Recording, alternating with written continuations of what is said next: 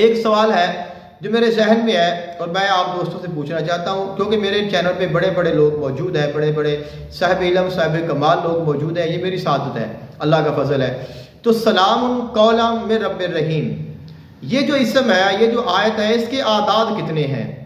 تو شرف قمر گزرا ہے، اس میں میں نے کچھ نقوش بنانے تھے۔ ایک نقش محبت ہے، اور ایک نقش غنا کا ہے، ایک نقش ترقی کا ہے، فتح کا ہے، اور 4 نقش میں نے تیار کیے ہیں۔ بہرحال یغنیہم اللہ من فضلہ اس کا ہے، ایک یا رفیع کا ہے، اور ایک جو ہے وہ نعم المولا و نعم النصیر یا رفیع کا ہے۔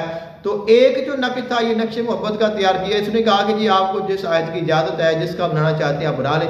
تو میں نے کہا چلیں یار، میں سلام قولا من رب الرحیم کا بنا لیتا ہوں۔ اب اس کے جو اعداد ہیں، جب قرآن پاک کے الفاظ پہ غور کریں، وہ نکالیں تو 817 بنتے ہیں، اور 817 پہ بھی کچھ لوگ ہیں جو اس کا نقش بناتے ہیں۔ پھر کچھ لوگ ہیں جو اس کے 818 بنا لیتے ہیں، یعنی جو سلام ہے، سلام سمپل قرآن پاک میں سین لام میم ہے، لیکن کچھ لوگ اس کو ہم استعمال کرتے ہیں تو سلام یعنی لام کے بعد الف لگا دیتے ہیں۔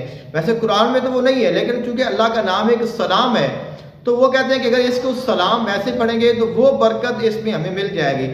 تو وہ ایک عدد بڑھ گیا، تو یہ تو ٹھیک ہے، 818 کا نقش بن گیا۔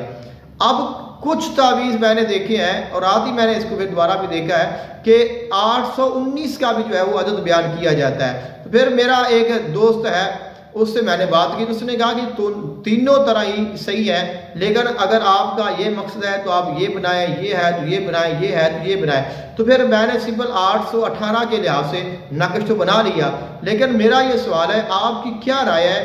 سلام قولا من رب الرحیم کے جو اعداد ہیں وہ 817 ہونے چاہیے، درست ہے؟